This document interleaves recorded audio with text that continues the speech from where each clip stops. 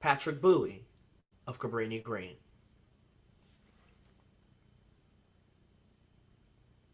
What is devout is never to forget, never to shelve the value and the beauty. Patrick. Vivid, valid, lyrical. We cannot reach, we cannot touch. The radiant richness that was Patrick cannot be reached again, cannot be hugged, cannot be visited. What is devout is never to forget that he was with us for a little while, our splendor, our creative spirit, our sparkling contribution, our flash of influence. Interrupted. Our interrupted man.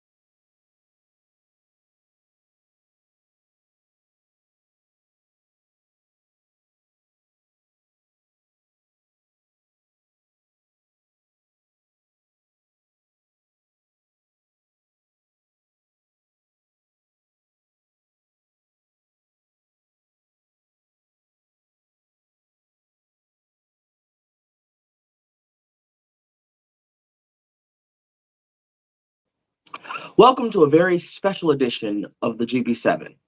I'm Darius Colquitt, and I'll be your host as well as moderator for this evening's events.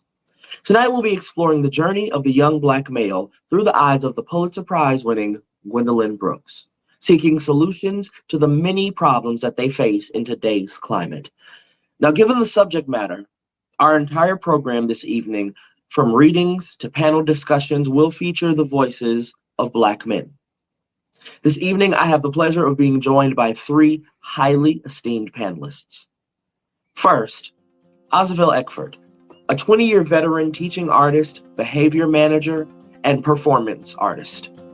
His background and expertise is in music, theater, multimedia design, curriculum development, professional development, and working with youth that have special needs and are justice involved.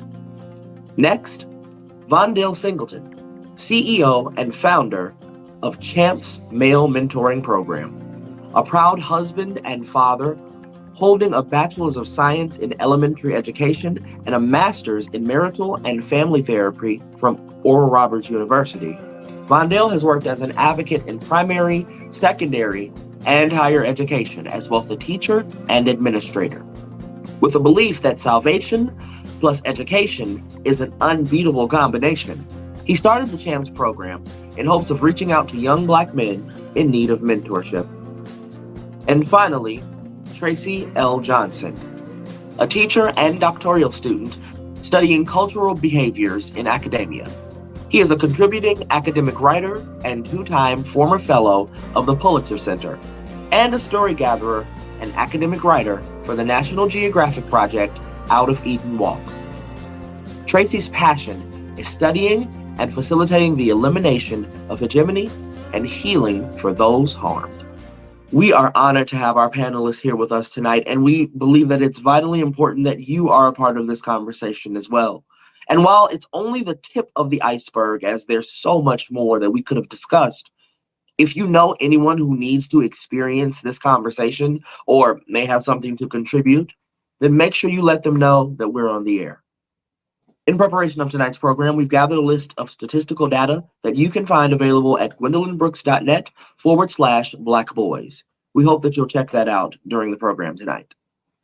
Now, a few people have asked, what's the inspiration for tonight's events? Why are we specifically looking at Gwendolyn Brooks's observation of young Black men through her writing? Well, our company, Brooks Permissions, has started a illustrated poetry series featuring the works of Gwendolyn Brooks entitled Graphic Gwendolyn. And our most recent offering, Two Boys, is actually the inspiration for tonight's edition of the GB7. The two pieces centered in this beautifully illustrated book capture the joy and pain of a shared experience, being young, male, and Black. We felt it may be pertinent that you're privy to those two pieces, and so we've asked two friends of BP to join us and share a reading of the two pieces featured in Two Boys. So, here they are.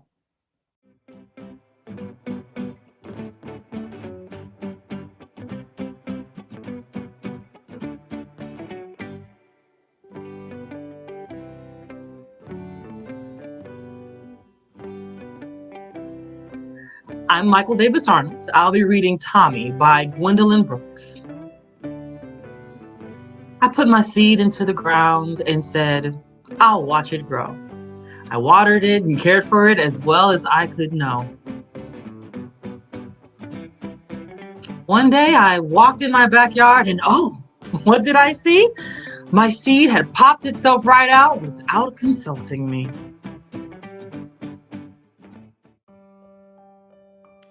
Hello, my name is Sean Smith, and I'll be reading The Boy Died in My Alley by Gwendolyn Brooks to Running Boy. The boy died in my alley without my having known. Policeman said next morning, apparently died alone. You heard a shot? Policeman said. Shots I hear and shots I hear, I never see the dead. The shot that killed him. Yes, I heard. As I heard the 1,000 shots before, careening tinnily down the nights across my ears and arteries. Policeman pounded on my door. Who is it? Police! Policeman yelled. A boy was dying in your alley. A boy is dead and in your alley. And have you known this boy before?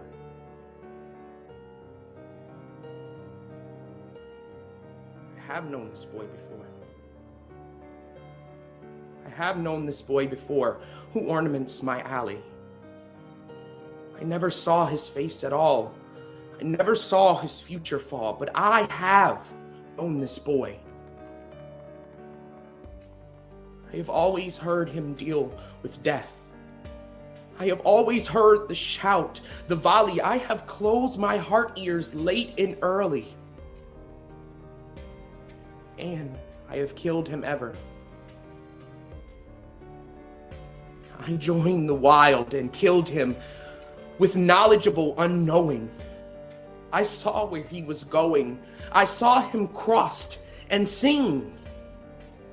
I did not take him down. He cried not only, Father, but mother, sister, brother. The cry climbed up the alley. It went to the wind. It hung upon the heaven for a long stretched strain of moment.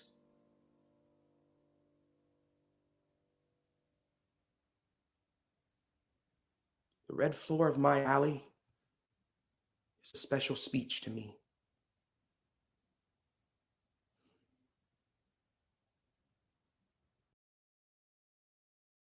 At the beginning of the GB7, you witnessed a reading of a piece entitled Patrick Bowie of Cabrini Green, a piece written by Gwendolyn Brooks in regards to a young man whose story she felt led to tell.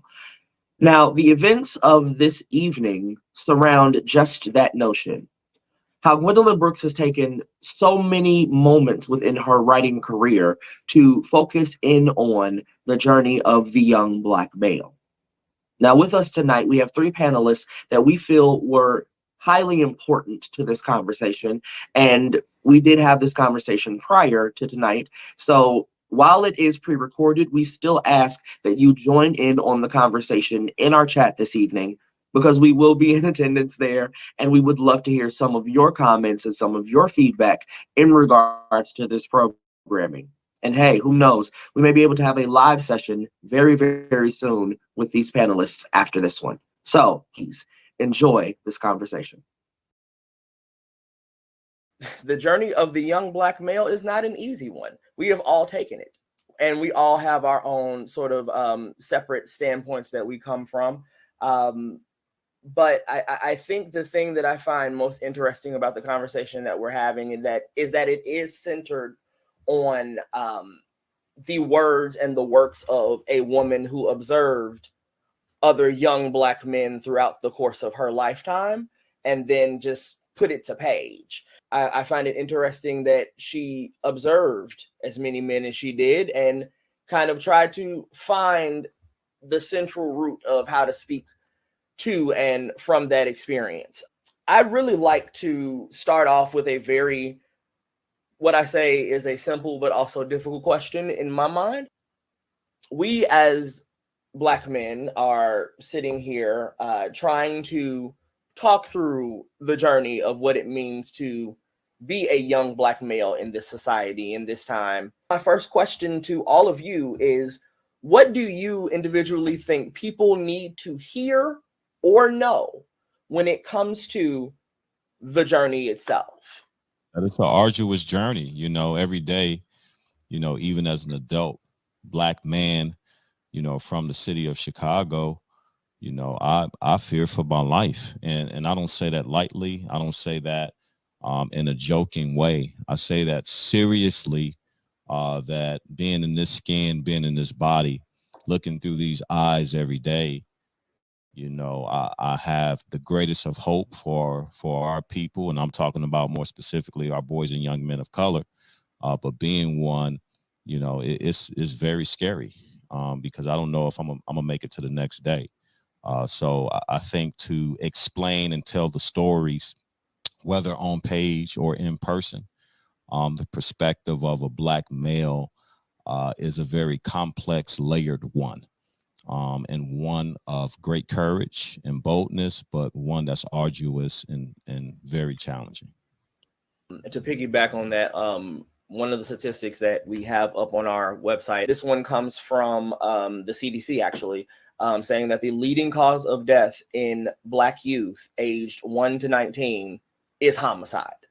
So that speaks directly to your statement right there. I mean, it's been said time and time again, and we see it every day. What about you, Oz or Tracy?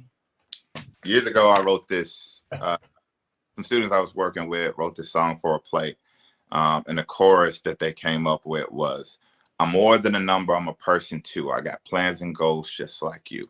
I'm just misunderstood. Won't you give me a chance?" And like that always kind of sticks in my head. Like the plight of the Black man is just being misunderstood, being labeled, being misjudged, having biases thrown on you because people don't understand our plight. They don't understand our diversity. They don't understand what Blackness is. And then, you have different forces for whatever reason wanting to put different ideas of masculinity on you. So just the whole idea of Blackness and masculinity is a really deep construct or idea. And to put those together and to be a person living in it and on a journey, it's just like you're constantly battling other people's identities and other people's judgments and pressures that they're trying to put on you. I think what people need to hear is we're not the same. We're just human.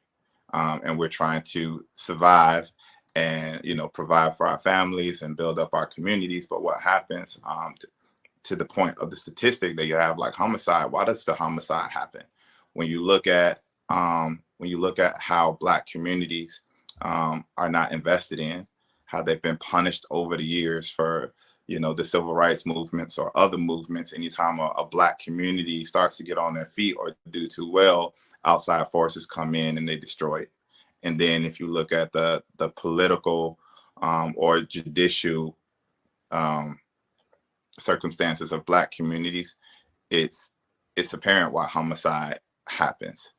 You know, when you interfere with the ability to get a job, with prison, when you interfere with education, when you interfere with the family structure, you know, these are all things that have systematically been done for decades. And so then the question is, well, why is the homicide rate? Well, look at those things. You want to stop homicide? Fix education, fix the prison system, you know, provide more opportunities and resources in the community to grow and to develop. And then you'll see homicide go down. If I were to say like the first thing being like one thing, you're not alone. I think many times like us as young brothers, we feel like our journey, we're moving solo, and that's not the case. If we know that there's others out there, you know, I was just getting an idea when I was a young teenager, like getting ready to leave high school, going into college. My girlfriend was like, why they like, you know, Black guys always speak to each other like, you know that guy? No, I'm like, just a good what's up, and keep going, because like that little gesture, that little confirmation reminds you like you're not alone. Like and you know, I'm a teacher, and I tell my students, I'm like, you know, you got to realize like you're going to be going through struggles, but you have to realize, I had this conversation yesterday and today, like you're not by yourself. Like if you believe in yourself, you take care of yourself, you love yourself the right way, others will see that and they're going to support you. You know, I'm on the west side of Chicago, where Oz grew up at. He knows it well, and I'm sure your other brothers do too. But like it's that everyday struggle of, you know, I really want to do something different is what they're thinking. And it's what we all think. And when you look at our population, like you're not by yourself. We all are looking to do something that has been prescribed to us like daily, like from so many different ways through propaganda and everything else. Like I'm not that image. Like, you know, I'm not that, you know, I'm not the sellout image of like, for me to be smart, I don't have to be, you know, acting a certain way or acting right or this or that. I'm going to be intelligent to just be straight me, bro, and go and do it. And like, you should take that and hold that, and live that, because you're not alone. That would be my biggest thing that I would say to young brothers. I definitely wholeheartedly agree with all of those thoughts and statements you guys brought up. Something that you were saying, Oz, is that you really have to examine what's happening within the community, within the places, you know, that surround these Black boys, us as a Black community, before you can really even examine the whole why of the homicides, why of, you know, so many as far as that's concerned. Could I back off that? No, please, absolutely. So Tracy just made me think about something that I learned when I was in college. Like, I remember I was in college and I took this class, and it has always stayed with me and become an integral part of like what I teach and how I teach. But when I was in college, I had this cool teacher, and he told me about this study. The class was called Psychology of African American Children. And it was basically a class on learning psychology of Black and brown children in order to teach them better.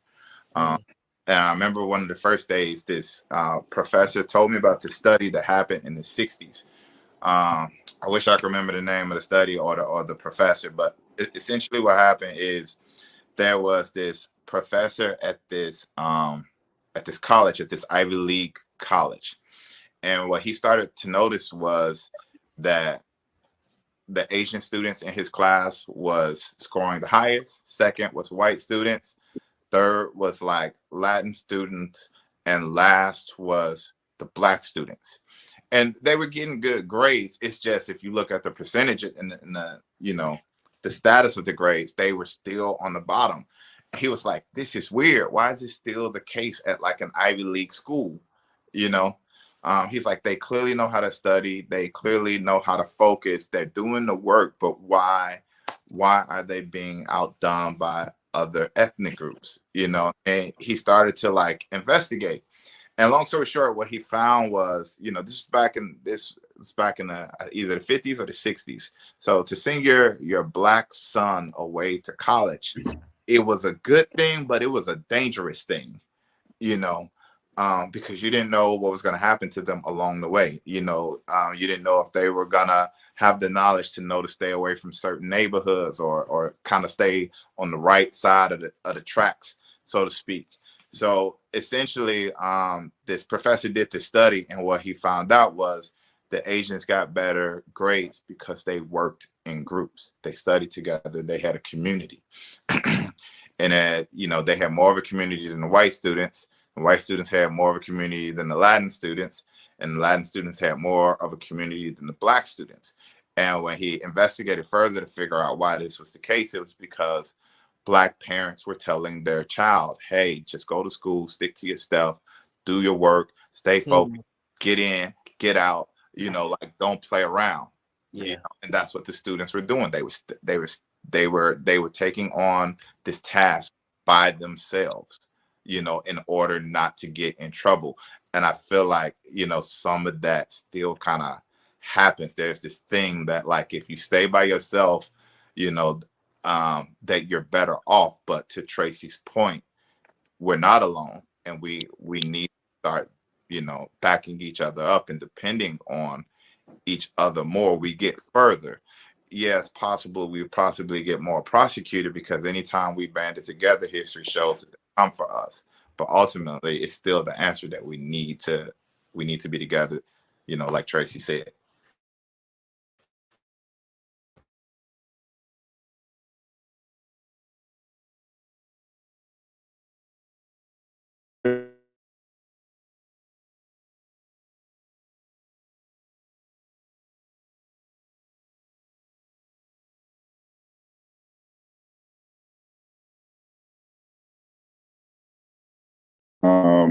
Research that was done in the 50s, they were done to set white supremacy up. So this woman researcher, she was out of England. She researched newborns to age 2 all over the world, and then they lastly did the African continent. I think they were in the country Uganda, and our babies outperform everyone. So, like, to your point, like, it's the socialization.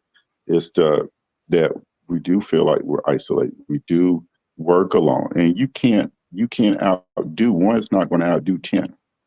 Like, you're not going to retain enough information. You're not going to retain enough skill set development working alone when there's group. And what they found in the study that the children, the babies, the infants, they had their mothers were there. The mothers, they interacted with them, and then they interacted with the grandparents and everything else. Where other cultures will like be more removed, ours are very much intact. And so, getting back to the idea of like I can communicate with you, like we're 4 brothers here, we can communicate together and begin to synthesize so much more than like when, you know, before when I was having technical difficulties and I was just there isolated, nothing was going on, right?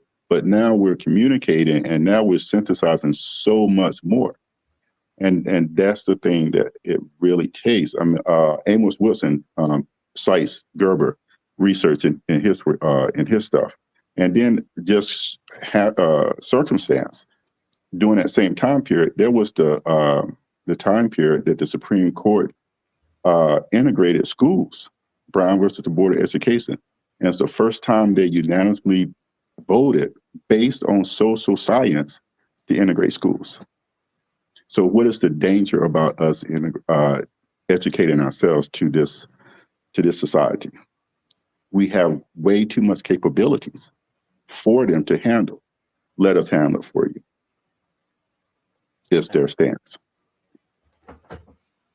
So, I mean, we've already kind of crossed into what was the next section of this conversation, which is problems versus solutions. We always get into groups when we have these conversations, and we bring up the problems. We like to Tracy's point, you know, the distance, you know, from everyone else. Like, how do we close that gap now? Then, like with the advancements that we have, with the places that we all sit in our, like, just in this 4-quadrant conversation, we all have different positions where we sit right now.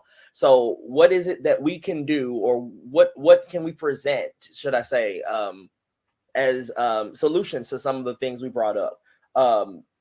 Prime example, Vondale, you talked primarily about what it was like to have that fear, and that you know, that isolation, that loneliness that, you know, you experience, you know, just walking through our neighborhoods and not knowing if you'll survive.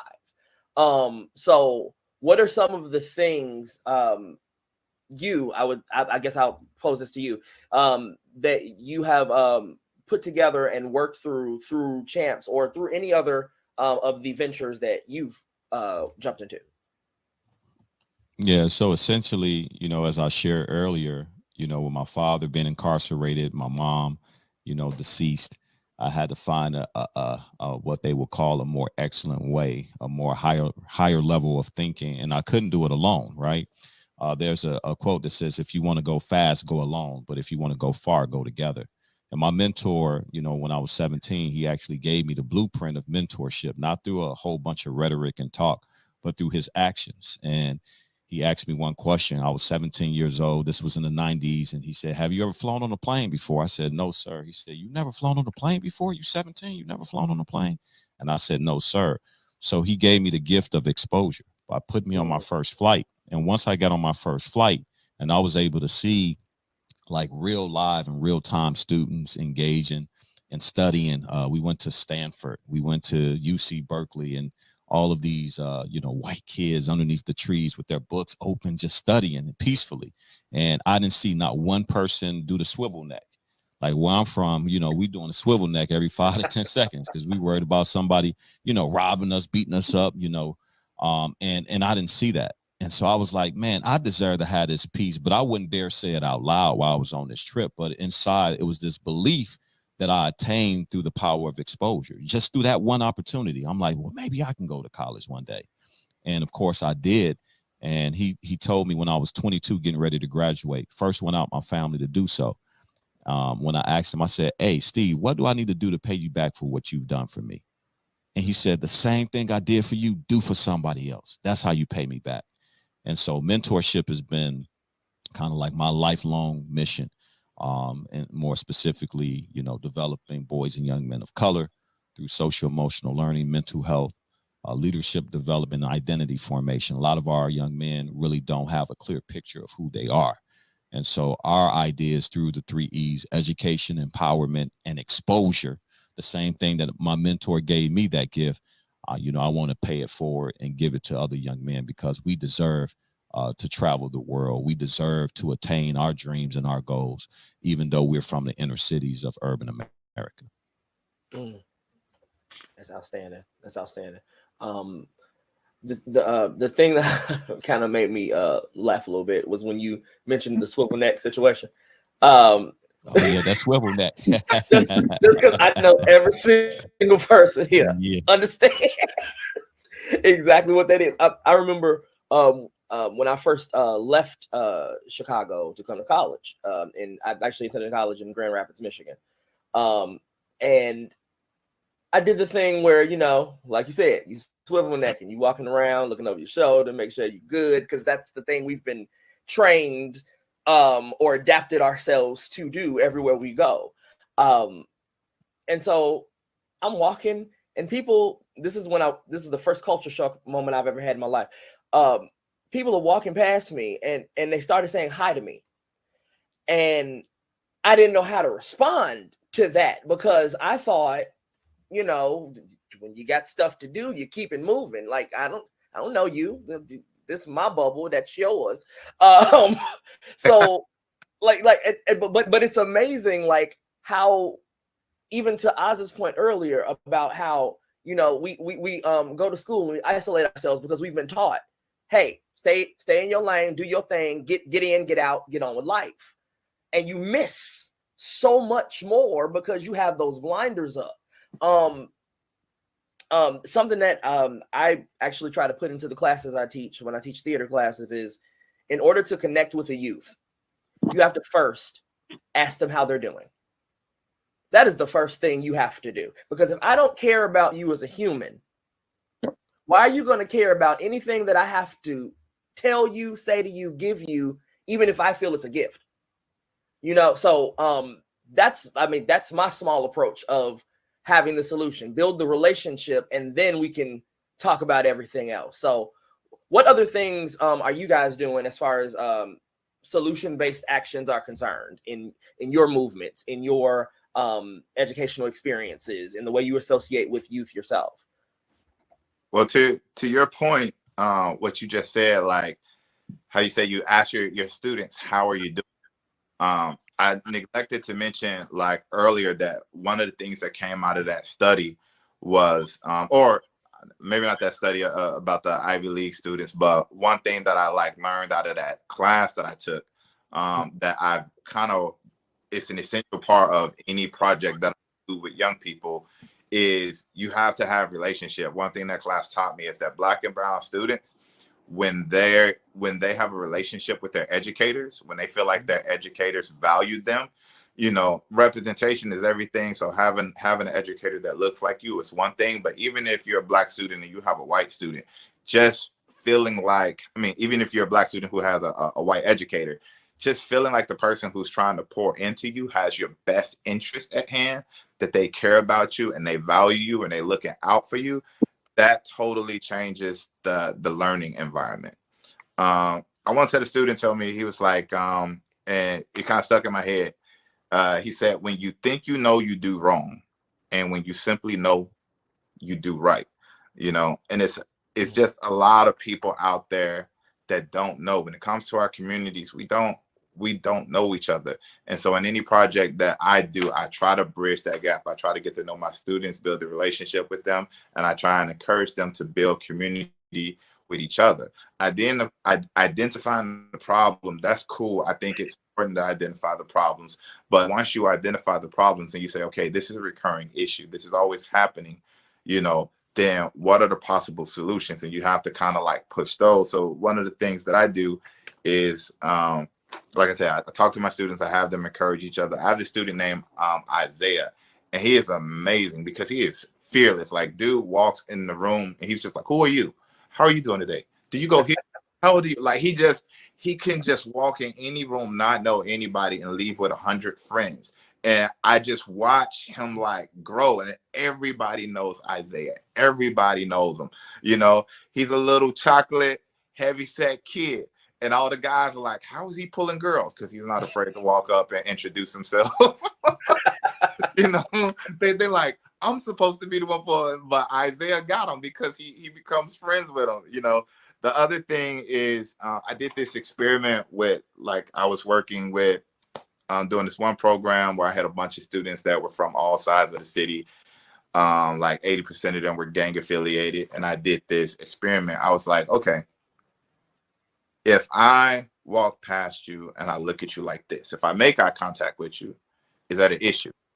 And what I found, if I made eye contact, it was an issue for one person. If I didn't make eye contact, it was an issue for another person. If I sustained eye contact for too long, it was an issue for another person. If I didn't sustain eye contact for long enough, it was an issue. I was like, so what is the right answer? Like, because if no one can look at you, you know, you're okay with a person looking at you, but the person next to you is about to shoot somebody because they felt like the look was wrong. Like, then how do we ask that? And, you know, like, it really like bothered me when I did that experiment. And over the year that I had those students, I was like, we just got to talk to each other. And it even affected the way, because I work all over the city. I work in different, now I have a car, but there were times where I didn't have a car and I was on CTA and bus. And if you know about Chicago, CTA and Red Line and stuff like that, it get real, and it gets that way real fast. You got to think with your feet. And so what I found was a diffuser was like, especially being a black man with albinism, you know, going into certain neighborhoods, people are looking at me. They either think I'm the cops, you know, because they don't know that I'm black. They don't know about albinism. So they think I'm a white person in their neighborhood. Only white people coming in their neighborhood is police, social workers, or white people trying to buy drugs. You know what I mean? And so I had to be, if they thought I was the cops, sometimes I experienced situations, you know, certain hostilities on that. If they thought I was coming in to buy drugs, I had to be able to navigate that. And the whole way that I did it was like just talking, just, hey, like I see a group of guys, I don't cross the street. I walk right past them. Hey, how you doing? How y'all feel? Y'all doing good today? And like just that simple hello diffuses a lot of stuff. Because even in that hello, it gets like, oh, you know what I mean? Hey, where you going, homie? Hey, I'm finna go to the school. I'm doing this after school program. Hey, y'all want to come help out? You know, so I'm like, no, we good. You know what I mean? But even just like opposed to crossing the street or looking down or staring too hard at them, those are the things that my students are trying. Those create situations. Those create the news broadcast. But just being able to treat a person like a human. How are you? What's going on with you? Hey, I'm Oz. Who are you again? All right. I'm gonna be working in this neighborhood. I'll see you around. I hope you have a blessed. Just little stuff like that. Like it's the beginning to build in the bridges and to build the unity that we all been talking about. Absolutely. Yeah, can I to follow up on that, man? Like you bringing back memories. So like you brought us from the city. I gotta confess. I grew up tending animals, racing crop, and going hunting, fishing, and all that. But like when I spent most of my life in North Carolina. I've been in Chicago for about 11, going on 12 years now. I came to Chicago interview. I was up here doing like AP training and stuff during the summer. I had a job interview. It was over the west side of Chicago, and I took the L out on Sunday. And I'm like, I'm going to walk down and see how long it takes me to get to the interview because, I already had it set up with my instructor. Like, look, the AM I needed for this interview, and I'll be back. They're like, okay. So I do that Sunday. I walk, and like to Oz's point, I did the same thing. I walked down. I look like a straight vacationer, right? I was a tourist. I have my khaki shorts on, my golf shirt on, walking. I think I even had a pair of sandals on walking. I'm just relaxed. Walk to the park where the school is at, talk to, a couple of guys going to it, even ask somebody where this place was at. Coming back, go by, some more group of guys and everything. And then the next morning, the principal calls. She's like, hey, I'm going to come and pick you up. Like, what corner are you going to be at? I'm like, no, you good. Don't worry about it. I already tracked it out. I can get there in this amount of time. She's like, well, how do you know that? I said, because I walked it yesterday. And he was like, you did what? He was like, look, you got the job. just come on. I'll pick you up. I'll pick you up. You got the job. Just talk to my assistant principals and we're cool. But like, but it diffuses stuff like just engagement, especially for us, especially for young Black men. Engagement diffuses everything. It's like, I'm cool, we're cool, right? That's and then like for to continue, like, so with what I do like in my profession, I'm into like writing policy, writing curriculum, really trying to get in that area, because it's not one answer for us. It's like all of the answers. We have to be everyone everywhere, doing everything in multiple places. And for me, I write curriculum, I write policies, evaluate policies, and get that language out of there. That like hegemony, like the supremacy, like I can act this way if it's not right for me being a like what white men or white people will say. It has to be open. And if you're going to tout to the rest of the world that you're a democracy, then you're going to be forced to live it. And it's not a thing of we want to ask you to do it or this and that. We have to hold accountable and know that we have power to make things happen, because we're not all like sitting here virtually together without Harriet Tubman, without Martin Delaney, without so many.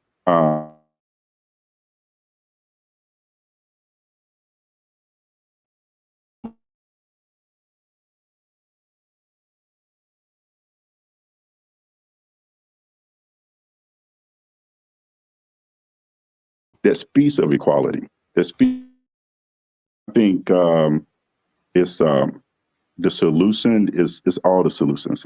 It takes everyone to be able to make that happen. Absolutely. And to piggyback on that thought, and a lot of the thoughts actually that we've been presenting over the minutes, I always have to bring it back to the reason we're here, and that's Ms. Brooks. And it's just of a lot of the reasoning that we've come to this point where we can have this conversation about her observing or witnessing the journey of the young Black male is the fact that she, in all of her work, took it and made it a standard to humanize people. A lot of people, they take the time to, idolize folks and put them on these pedestals with their writings and with their artistic samplings. And what made her stand apart as far as the way she addressed us as Black men, from Don at Salam to Tommy to the boy who died in the alley to DeWitt Williams on his way to Lincoln Cemetery. It was all about the humanistic characteristic, the human nature of these people, and making sure that we were seen, by the general society as human, because we have been made to be so much less for so long. So with that being said, I want to ask you each a very specific question, and it kind of goes along with the idea about connecting, the idea about building policy, as you talked about, Tracy, and making sure that policy adheres to what's needed for the people you're building it for. What would you, as an individual, give to another individual as an idea of something that they can do to improve the journey for young Black men? I would go like something that Vondale mentioned earlier, and we all kind of like hit on it, but like, he talks about mentorship and exposure, transitioning from high school to college. There's one thing, and a lot of people will be angry at me when I say this, but I got to say it. There's one thing that being a young Black man going from high school to college that we really miss out on that academic experience, in that idea of joining group. Because when we get to college, we have the fraternity groups and the sets, but it pulls you away so much from what's truly needed at that moment, depending on where you're at. I'm sure there's some that are like hardcore, like academic, like you want to do this and that, but it's portrayed in media. His personal experience, it was a struggle for the young brothers to maintain both, like school and then that. If they can internally switch back to what their true purpose was written down to be, it's a great place to go and have growth, like and synergize growth, like where it's group. But if it takes too long, or if it's not there, and you're a young Black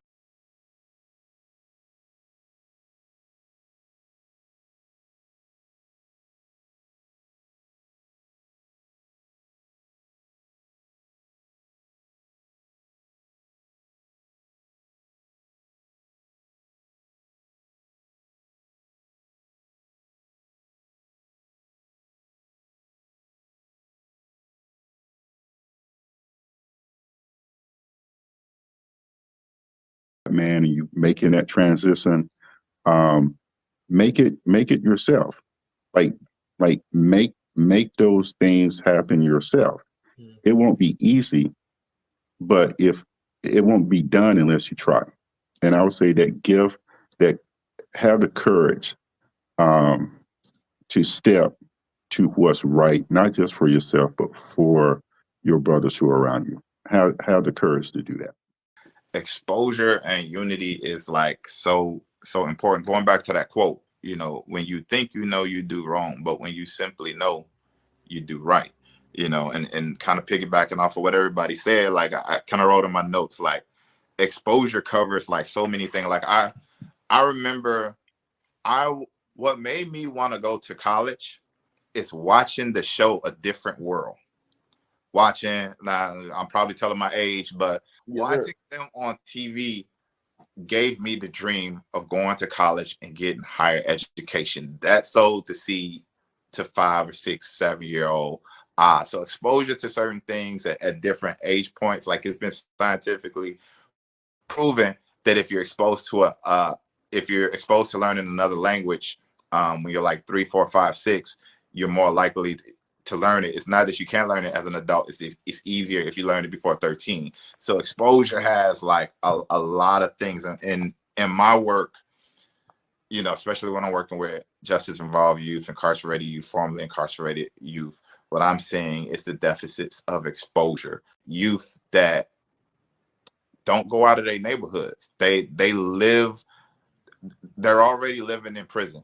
I know some people ain't gonna like me saying that, but it's like a self-invented prison of a 10-block or 20-block radius, because in certain communities they enter it with other blocks. It's not even gang versus gang, it's like block versus block now. I had 24-year-olds that had never been downtown, because somebody in their community or their family told them, oh, if you go downtown, this gonna happen to you. Don't go to the north side because that's where these type of people are. Don't go. And it's like, well, stuff has shifted. Other things have been kind of gentrified. Things that you think are there are not even there anymore. Groups of people that you think are there have actually moved to other parts of the city due to politics, gentrification, a whole bunch of other stuff. But nobody knows it, right? Because you're going off the information that's being fed to you in your household and in your school. And if everybody is perpetuating the same stereotype or the same stories, then that becomes your knowledge base. So it was like I've just realized like a lack of exposure. So it was like that. A lot of my students didn't think that they were going to live to see 25. So when you're like 18, 19 and you don't think you're going to live to see 25, like they think some of my students think 25 is old because they don't know anybody that's 25. Right. Don't got any family members that's 25. Don't got any friends that's 25. Nobody ever makes it to see that. So when you 30, you ancient. They like, how you do that? Right. You know what I mean? So it's like just that exposure and just being able to be like, no, you can see 30, you can see 50, and this is how you do it. You know what I mean? You can go to college. You can be or you can provide for yourself by learning a trade, because college ain't for everybody. You know what I mean? Like there are other options for you other than standing on the corner and selling drugs. You know what I mean? Like at any point, you have the power to change the circumstances of your life. I'm not saying it's going to be easy. I'm not saying it's going to be pleasurable, but it is possible if you want to get to what your dream is, and that's part of what I try and do is teach my kids either how to dream or how to dream bigger. The other thing is, that mentorship and understanding their history. I had students that were 21 that didn't. I remember we took some students, and I apologize for talking a lot, but this is just important to me. I remember at some students, like, again, 18 to 24-year-old, and we took them to the Holocaust Museum, and they did not know about the Holocaust. That it wasn't taught. And now we're seeing all the fights against critical race theory and all this stuff like that. So now it makes sense to me why they weren't taught about it. But the Holocaust Museum had this exhibit where they were trying to show the correlation between Jewish people who were trying to reunite with their families after the Holocaust, in correlation to Black people trying to reunite with their families after slavery had ended. There's a lot of similarities there. you know, even though Black people had a little bit more that they had to work through, because at least the Jewish people could read and write, whereas the slaves couldn't. You know what I mean? So their last names had been changed and things like that. So Black people after the Civil War had a much harder time reuniting with their families than people after the Holocaust. But we took them to this exhibit, and you know, they were seeing signs of Black men standing there holding signs saying "I'm a man," and they were like, "What's that about?" I'm like, "Well, you know, white people call Black men boys. They didn't acknowledge them as men or human." And I was surprised that like 60% of my students did not know about the civil rights movement. They did not know that Black people had been slaves. They didn't know about cotton fields. I was like, how? Like I was just like I remember sitting there like, how is this possible? I grew up watching The Color and Go, like all the like the Roots, like it was just something you knew at the age of 6, and here they are at 21 and they didn't know it, and it broke my heart. So like just exposure to history, exposure to future orientation, exposure to what can be. That's what I try to provide in the work that I do. Create exposure. I think both gentlemen just kind of summed up, you know, my essential belief in narrative shift and you know, and how we really take part of changing our communities, our families, and really that's leaning into our stories. And part of our stories are our history. And when you erase a piece of our history, you essentially erase a piece of your identity, right? So this past weekend, we had the privilege to go down to you know, Atlanta to do a HBCU trip with Lil Durk's Neighborhood Heroes, and it was about, you know, 20 plus young men, you know, all teenage, you know, age range, and you know, but we ended the trip going to the 16th Street, you know, Baptist Church in Birmingham, Alabama, where the 4 girls were bombed. And it was just amazing to me, like Oz just mentioned, it was so many young men that had no clue that this happened, that this was a critical part of the civil rights movement, that, you know, 4 innocent baby girls died at the hands of racism, you know, and I think just like being able to sit at the space, and it wasn't a lot of talking. One of the reverends came out because it was actually Sunday, and he explained the history behind, you know, what went on and why it happened. And for me, it's like, okay, that's great, but what do we do about it? Like, how do we use this as momentum when we go back to Chicago to really reflect on our fight and our why?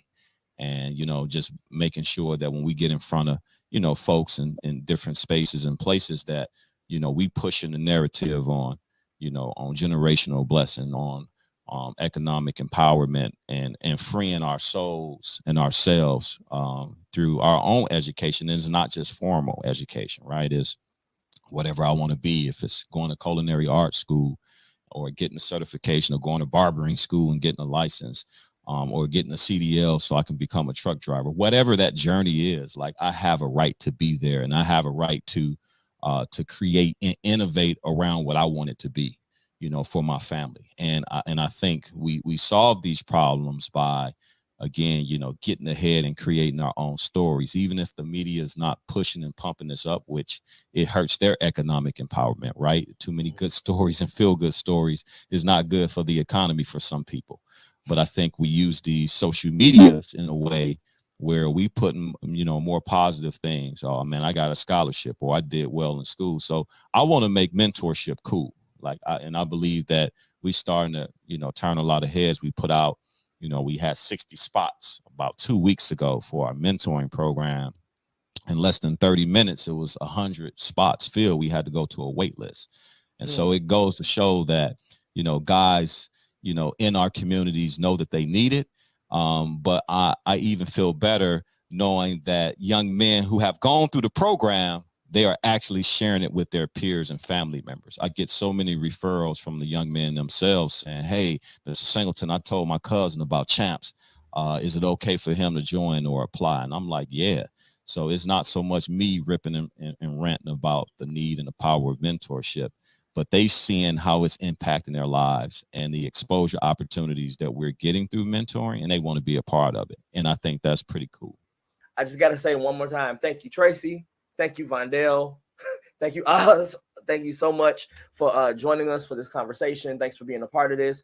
And I'm pretty sure we'll be reaching out because, this got to go on again. Hey, thanks for having me, man. Thanks, Darius. We appreciate it, brother. Absolutely. Take care. Thanks a lot, folks. Thank you again to our panelists, Vondale Singleton, Ozivell Ecford, and Tracy L. Johnson. If you would like more information about any of our panelists, you can find it on our social media, on Facebook, or you can check out our website, gwendolynbrooks.net. If you are interested in reading any of the pieces from tonight's events, you can find them and so many more on our website at gwendolynbrooks.net/shop. There you'll find 2 publications, Seasons of Gwendolyn Brooks Experience, featuring a full range of Gwendolyn Brooks pieces, as well as our illustrated poetry series, Graphic Gwendolyn. And now we'd like to end this program with a little bit of joy. So here's our final piece of the evening, The Life of Lincoln West. The Life of Lincoln West.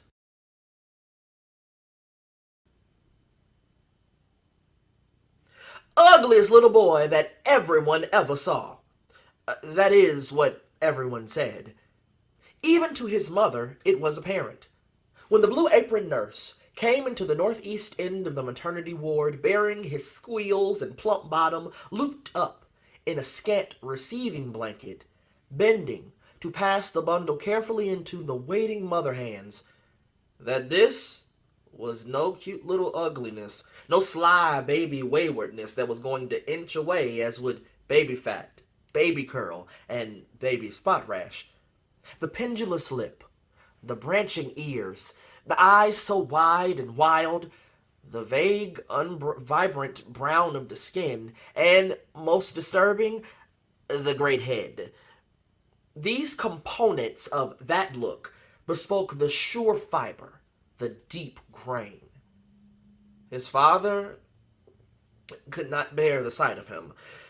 His mother high-piled her pretty dyed hair and put him among her hairpins and sweethearts, dance slippers, torn paper roses. He was not less than these. He was not more. As the little Lincoln grew, uglily upward and out, he began to understand that something was wrong.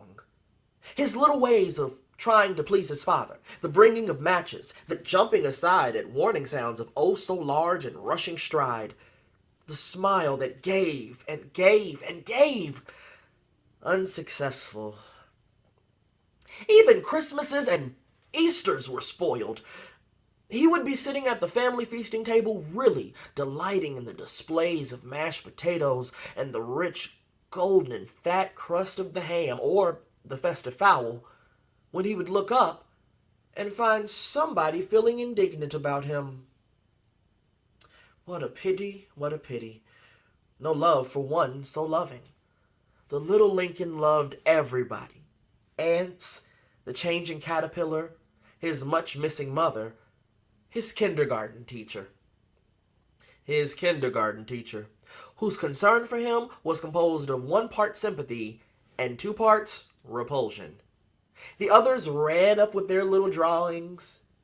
He ran up with his. She tried to be as pleasant with him as with others, but it was difficult. For she was all pretty, all daintiness, all tiny vanilla, with blue eyes and fluffy sun hair. One afternoon, she saw him in the hall, looking bleak against the wall. It was strange because the bell had long since rung and no other child was in sight. Pity flooded her. She buttoned her gloves and suggested cheerfully that she walk him home. She started out bravely, holding him by the hand, but she had not walked far before she regretted it. The little monkey. Must everyone look? And clutching her hand like that, literally pinching it.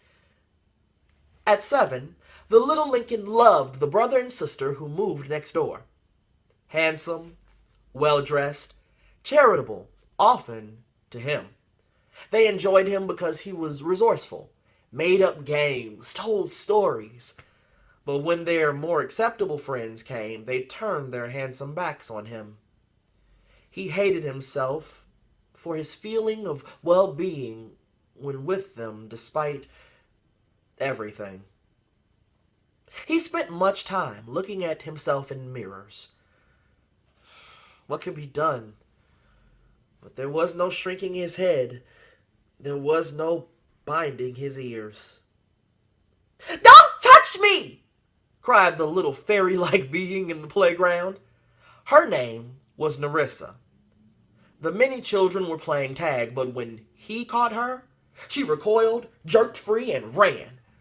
It was like all the rainbow that ever was, going off forever. All the sparklings in the sunset west. One day, when he was yet 7, a thing happened. In the downtown movies with his mother, a white man in the seat beside him whispered loudly to a companion and pointed at the little Link. "There! That's the kind I've been wanting to show you. One of the best examples of the species. Not like those diluted Negroes you see so much of on the streets these days, but the real thing. Black, ugly, and odd. You can see the savagery, the blunt blankness. That is the real thing." His mother, her hair had never looked so red around the dark brown velvet of her face, jumped up, shrieked, "Go to—" She did not finish. She yanked to his feet the little Lincoln, who was sitting there, staring in fascination at his assessor, at the author of his new idea. All the way home, he was happy. Of course, he had not liked the word ugly, but after all, should he not be used to that by now? What had struck him, among words and meanings he could little understand, was the phrase, "the real thing." He didn't know quite why, but he liked that. He liked that very much.